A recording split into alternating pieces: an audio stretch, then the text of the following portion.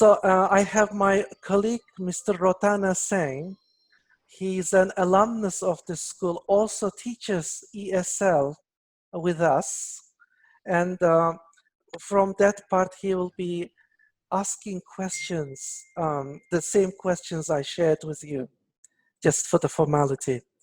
But sure. That's very nice to see you again virtually. I know how difficult it must be to get you on a Zoom like that. I'm always happy to help, Muhtor. But yes, I mean, these are busy times, as you can imagine. And, you know, we're doing everything we can to support schools. But part of the way that we do that, of course, is very much that individual relationship, and that takes time. So yeah, but I think, you know, from my point of view, I'll always try and find the time. That's how it works. So I'm delighted to be here and to talk to you. And Rotana, it's lovely to see you as well. Well, actually, I can't actually see you. I can see your photograph. And you look very handsome in the photograph. And in reality, not that handsome.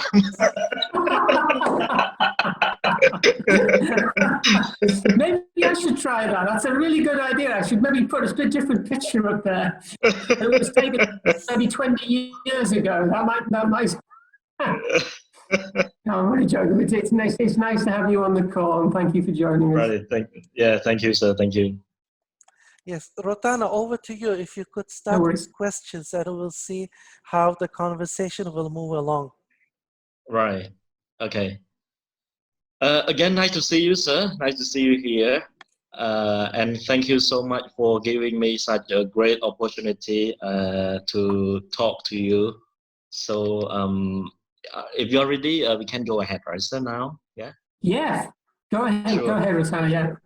Okay, so my first question that I would like to ask you, sir, so what are the differences between the school with or without CIS? Yeah.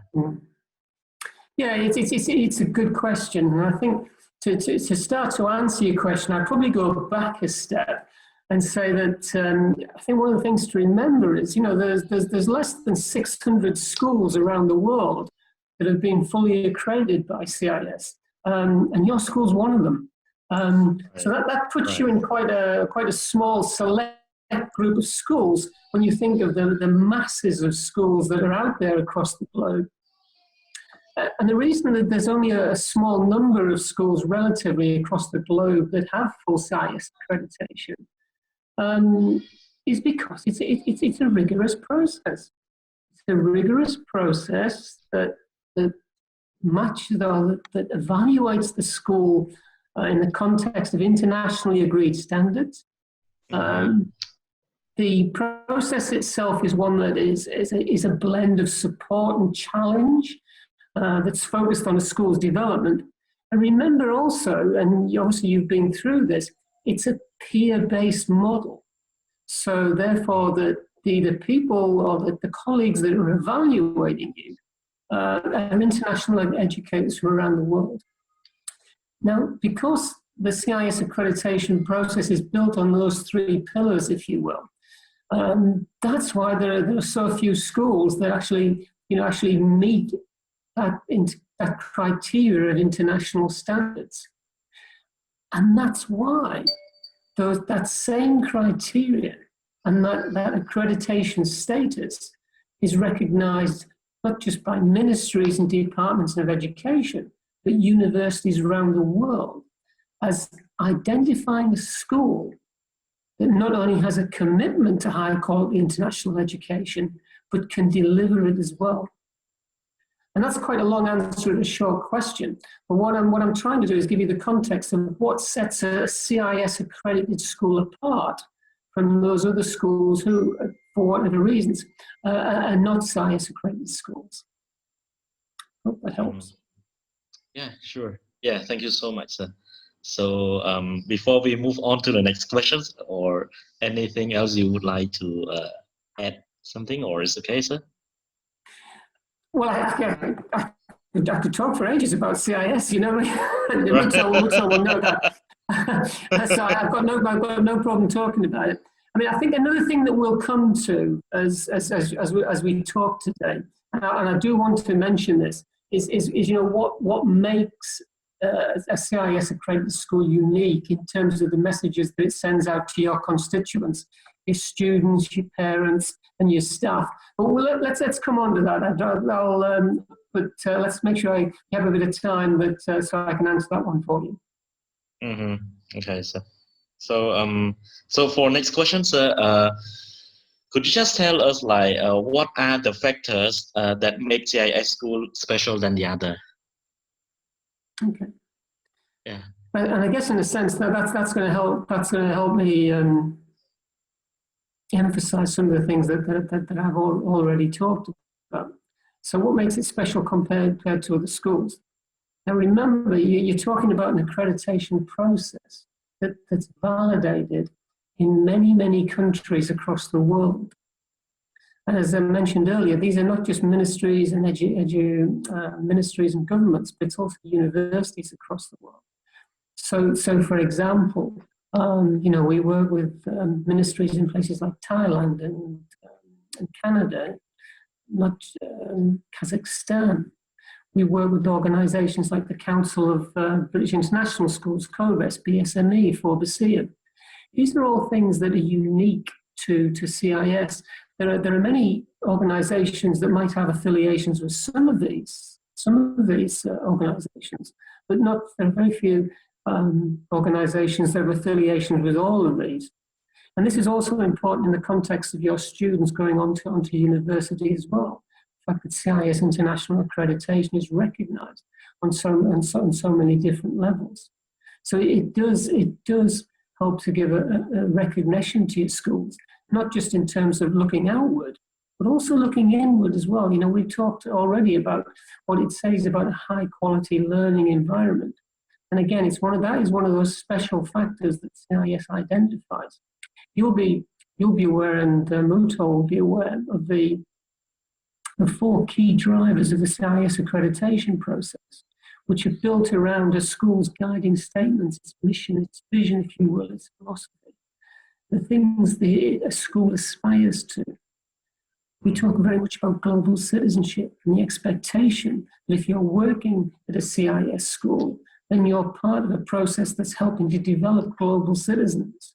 So again, in the context of where you are, in terms of Cambodia and Phnom Penh, how well as a school are you getting the balance between, for your national students, giving them an understanding of the culture, traditions and history of Cambodia, but also giving them the skills to look outward and look beyond, and the awareness to look beyond Phnom Penh and Cambodia to the world beyond, and developing the traits of global citizenship so your students will be able to be positive contributors to that world. We talk as well in terms of student well-being, and that covers a whole magnitude of areas that are expected in schools, because well-being underpins all forms of education. If your students themselves are not in a good place, both mentally and physically, it's very difficult for us to move forward their education. And again, when you look at the progress that Paragon has made, I would suggest that some of the improvements the school has made in terms of student well-being are probably as substantial as in relation to any area that the school's made progress in. And then, so then you ask yourself, what part of CIS had in terms of moving those things forward? And I would suggest quite a substantive part. And then last but not least, but it's also a key focus for us, of course, is student learning. How are you ensuring that your students are making the progress to allow them to fulfill their potential? As Muhtor will know, and as you know, CIS doesn't favour any particular curricula. What we do expect is how you use whatever curriculum content you've got, and the styles and the means of delivery that you use to get that curriculum across. How is that making a difference to your students? So the combination of all those things, if you've got all those things in your school, if all those things are a focus for you as a school, then I would suggest that probably sets you apart from many other schools in the world. And that's why there's only 550 schools that have got full CIS accreditation. So that's a long answer, if you will, to a short question, but hopefully it'll give you an idea.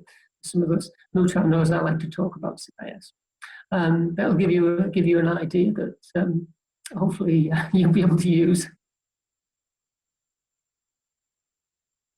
Yeah, thank you, sir. It was very clear. Yeah.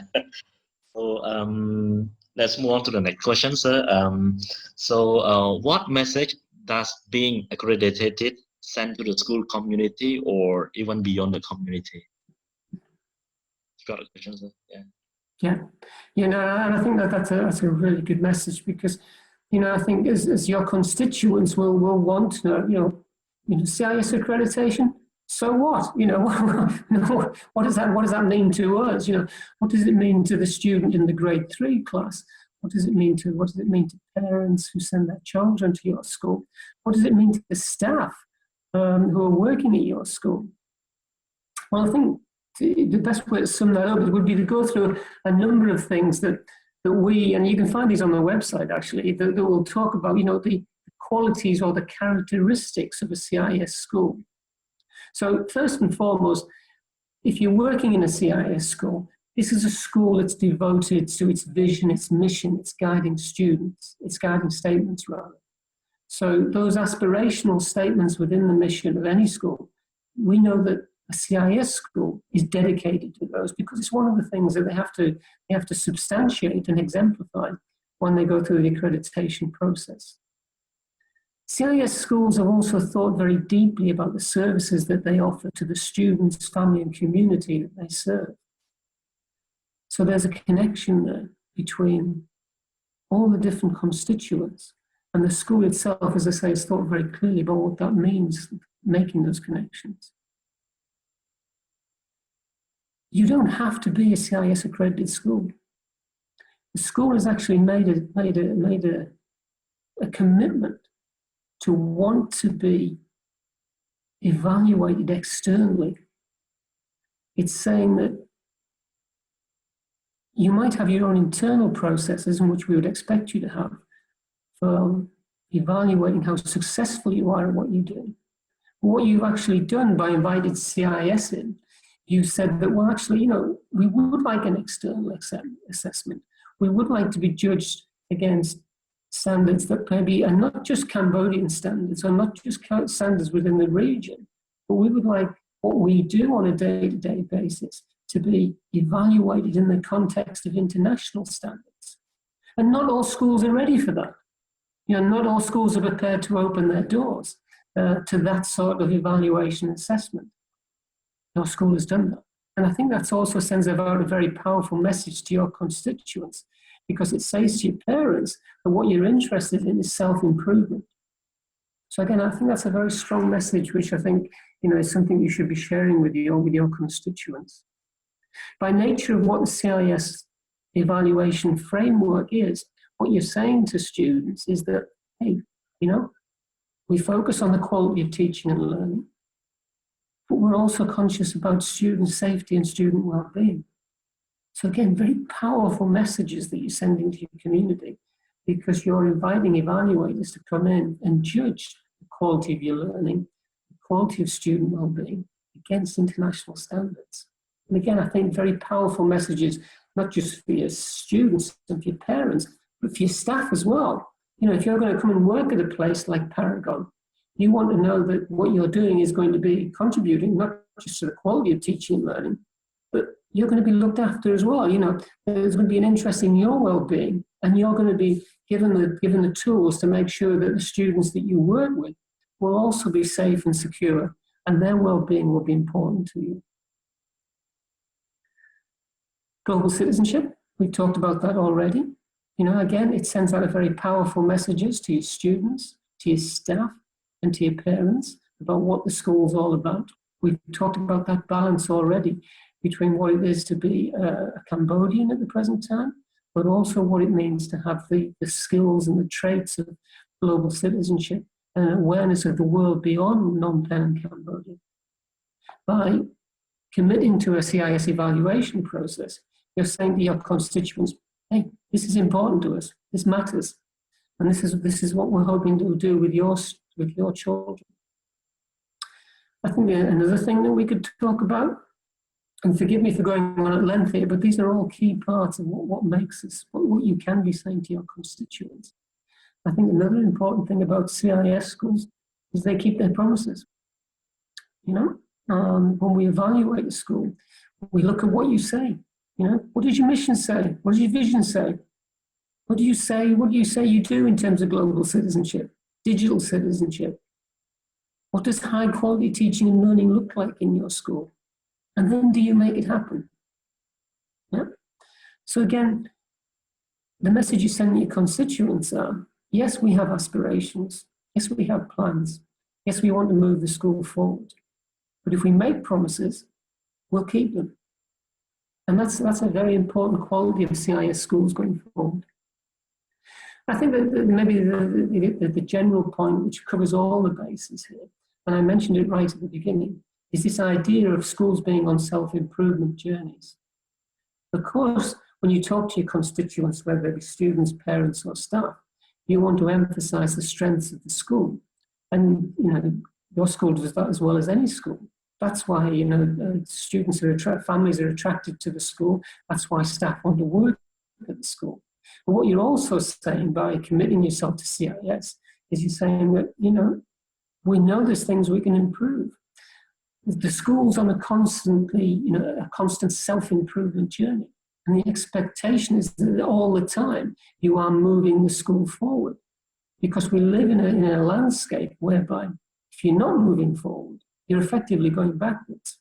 And if you look at how education, the philosophy of education, and some of the details of education changed in the last couple of generations, you know, schools that are moving forward are the schools that are preparing their students for a workplace and a landscape which is obviously very different from that was experienced by their parents.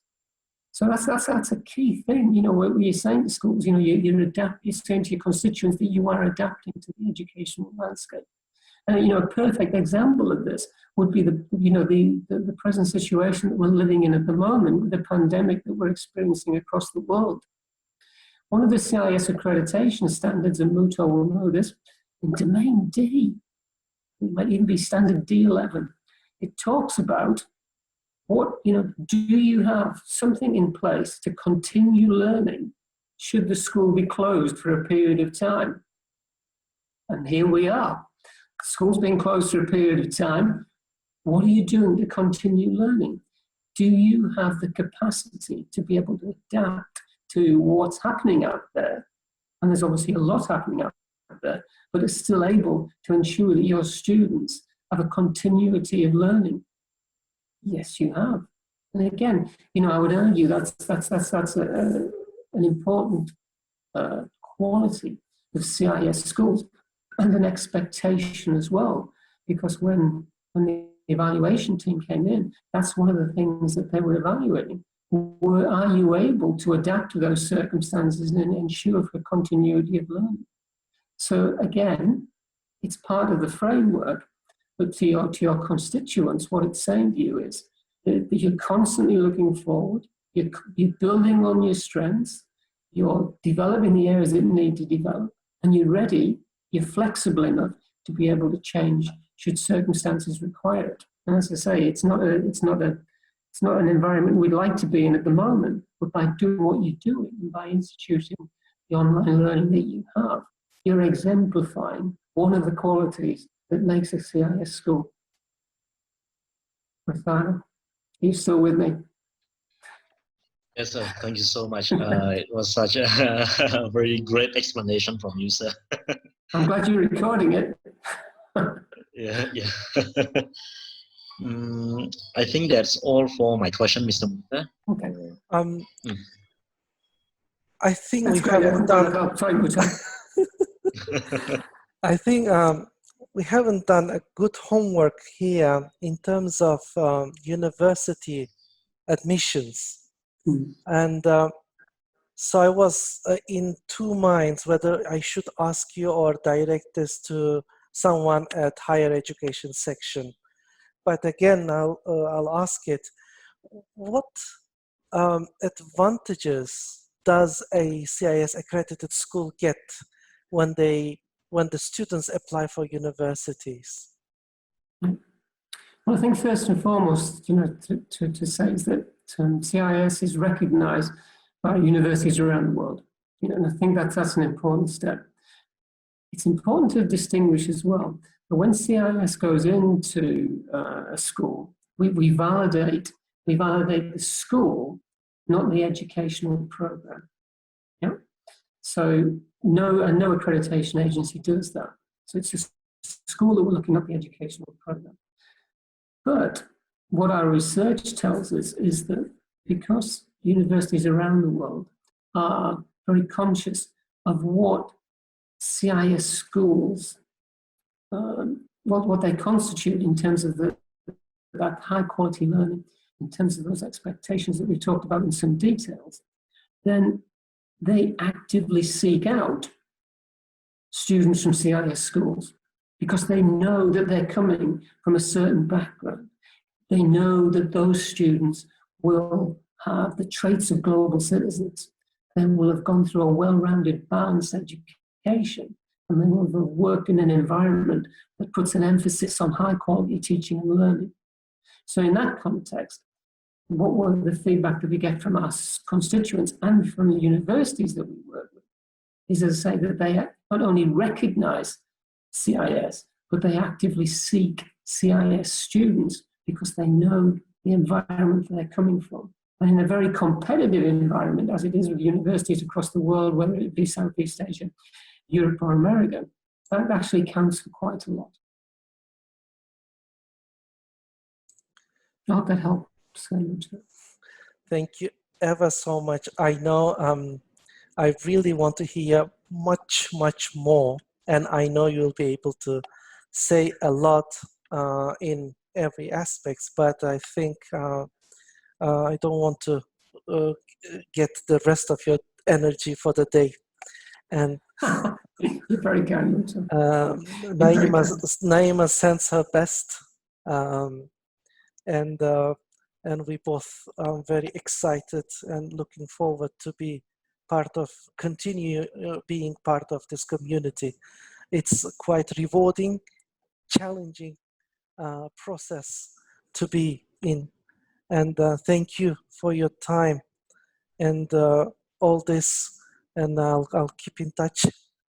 Please do. Yes. Please do, Muhtor. I'll look forward to the time when maybe I can come and visit your school again, but it won't be for a little while. Yes, please drop by anytime you are nearby.